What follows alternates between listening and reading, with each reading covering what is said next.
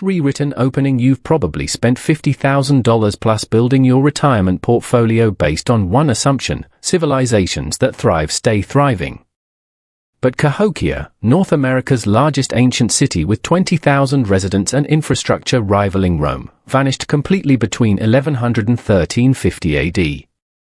No collapse, no bodies, no famine. Just gone.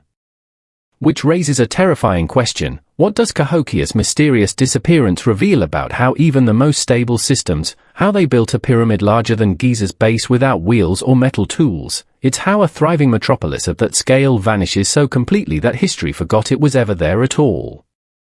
That's the detail that stops most people cold, not that they built it, but that they built it *here. In a place history almost forgot entirely. By 1100 AD, Cahokia is the largest city north of Mexico. 20,000 people live within its boundaries. It has neighborhoods, markets, a grand central plaza level to near perfect horizontal across an area the size of 35 football fields. It has a wooden monument archaeologists would later call Woodhenge, a circle of massive red cedar posts aligned to solar events with an accuracy that confounds modern engineers. Cahokia is, by any honest measure, a metropolis. And by 1350 AD, it is completely empty. No bodies piled in the streets. No evidence of invasion sufficient to scatter 20,000 people. No plague layer in the soil. Just silence. The houses stand. The mounds remain. And every single resident is gone. In the records I've kept across years of archival work on pre-Columbian North America, few disappearances are as clean, or as deliberately overlooked, as Cahokia's. What follows is what the evidence actually says. Not the textbook version. The older, stranger version that the sediment cores and the satellite surveys are quietly forcing back into the room. Cahokia's rise was sudden by any archaeological standard. Before 1050 AD, the site was a modest collection of villages. Then, in what researchers now call the Cahokia Big Bang, the population explodes. Within a generation, Monk's Mound, the Great Central Pyramid, is already rising. The Grand Plaza is scraped flat and packed hard. A palisade wall of 20,000 logs is raised around the ceremonial core. That wall is worth pausing on. It's not a border fence. It's a fortification. It says that whoever built Cahokia expected threats, or wanted to control who entered the sacred interior. It was rebuilt at least 4 times. Whatever it was keeping out, or keeping in, didn't go away quickly. But here's what the wall couldn't stop, and this is where the story gets darker. In 1967, archaeologist Warren Whitry formally described the post-circle alignments at Cahokia and named them Woodhenge. Subsequent excavations found not 1 but 5 overlapping circles of cedar posts, each one reconfigured over time. The largest stretched more than 400 feet across. Post position 72, a specific marker in the sequence, aligns precisely with the sunrise on the spring equinox as viewed from the summit of Monk's Mound. This wasn't accident. This was a city organized around celestial time. The rulers of Cahokia weren't just administrators, they were, in the eyes of their people, intermediaries between the human world and the sky. That's critical context for what came next. Because directly beneath Woodhenge central alignment, excavators found Mound 72. And Mound 72 changed everything scholars thought they understood about Cahokia's political structure.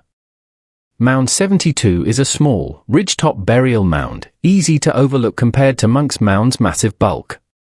But inside it, archaeologists found one of the most disturbing burial assemblages in North American prehistory. A man, likely a high-status ruler, laid on a bed of 20,000 marine shell beads arranged in the shape of a falcon. Surrounding him, the remains of at least 250 other individuals. Many were young women, between the ages of 15 and 25, showing evidence of ritual sacrifice. Others were killed and deposited in mass groupings, some with their hands bound. This is not a cemetery. This is a statement. Whoever was interred at the center of that falcon-shaped bead arrangement commanded a level of absolute authority that required the deaths of hundreds to mark his passage.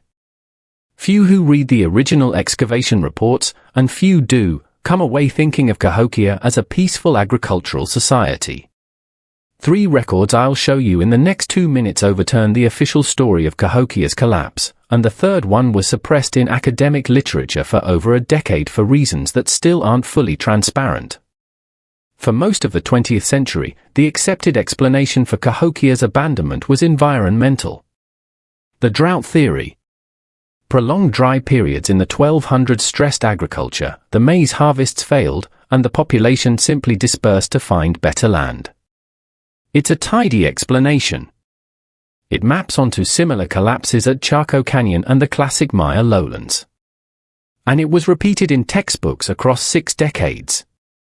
Then, in 2015, a team led by geoarchaeologist Caitlin Rankin drilled sediment cores from the bed of Horseshoe Lake, a shallow oxbow lake directly adjacent to the Cahokia site.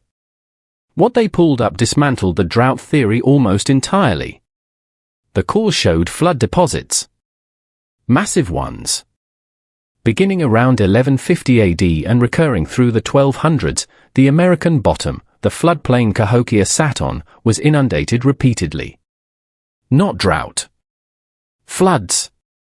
The Mississippi and its tributaries overwhelmed the agricultural fields that fed 20,000 mouths. And here's the detail the drought narrative had always struggled to explain: the maize pollen in the sediment record doesn't thin out gradually the way a drought signal would. It drops. Hard. And then it recovers briefly.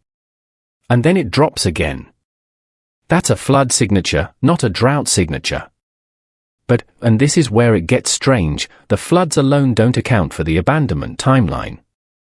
Because Cahokia's population was already declining before the worst flood episodes. Something else was happening. Something internal. What the sediment cores also captured was a dramatic spike in fecal stanols, organic compounds that are, bluntly, a chemical signature of human waste, peaking around 1100 AD and then falling sharply. The population collapse precedes the worst environmental stress by at least a generation. People were leaving before the floods made the floodplain truly uninhabitable. And this is where the political structure of Cahokia becomes the answer, not the backdrop.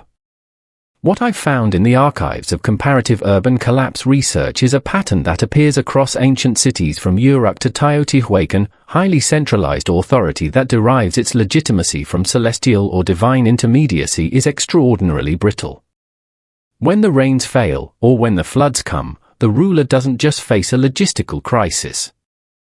They face a credibility crisis. They promised connection to the sky. The sky is now destroying the harvest. The covenant is broken. Cahokia's rulers had built their authority on exactly this kind of celestial theater: the solstice alignments, the falcon burial, the sacred geography of the plaza. When the floods came, the theocratic logic that held 20,000 people in one place began to dissolve. And people left. Not all at once. Gradually, then quickly, over roughly 150 years. The palisade wall, rebuilt 4 times, remember, may tell this story better than any other artifact. Each reconstruction coincides with evidence of internal stress, storage pit abandonment, shifts in ceramic traditions, and the shrinking of the central population while outlying settlements briefly grew. The wall wasn't keeping enemies out in its later phases.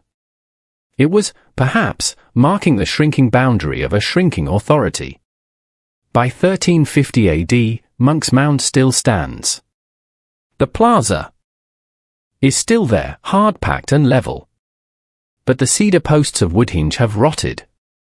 The markets are empty. The last residents, whoever they were, whatever they remembered of the city's founding moment, walked away into the river valleys to the north, south, and east. Their descendants are among the Osage, the Chickasaw, the Quapaw, and perhaps others. The memory of Cahokia doesn't vanish. It disperses. Diluted into oral traditions that European colonizers didn't think to record until it was almost too late. Few remember this, but early French explorers in the Illinois country in the late 1600s encountered indigenous people who spoke of great mounds built by ancestors and dismissed the accounts as legend. The mounds were right there, standing in plain sight. The stories were true. The explorers simply couldn't believe that the people in front of them had built something that large. That disbelief may be the final layer of Cahokia's disappearance. Not just abandoned, but actively disbelieved out of the historical record. The 600-year mystery of Cahokia isn't really a mystery of where the people went. It's a mystery of authority, of what happens when a theocratic city-state promises its citizens control over the sky, and the sky refuses to cooperate. It's a mystery of how 20,000 people can build the largest pre-columbian city north of Mexico, sustain it for 3 centuries, and then walk away in such order that they left almost no catastrophic evidence behind. No ash. No mass death.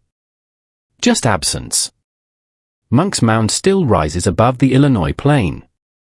You can stand on its summit and see the St. Louis Arch on the horizon, a monument to westward expansion, built almost in the shadow of a monument to something older, larger, and considerably less understood. The archivist keeps these records because someone has to. Because the silence left behind at Cahokia is not an absence of evidence. It's evidence of absence, and that distinction matters more than most historians have been willing to admit. If the sediment cores are right, and the floods came before the textbooks said they did, what else have we been reading backwards? Leave your theory below. The mounds are still there. Someone should still be asking.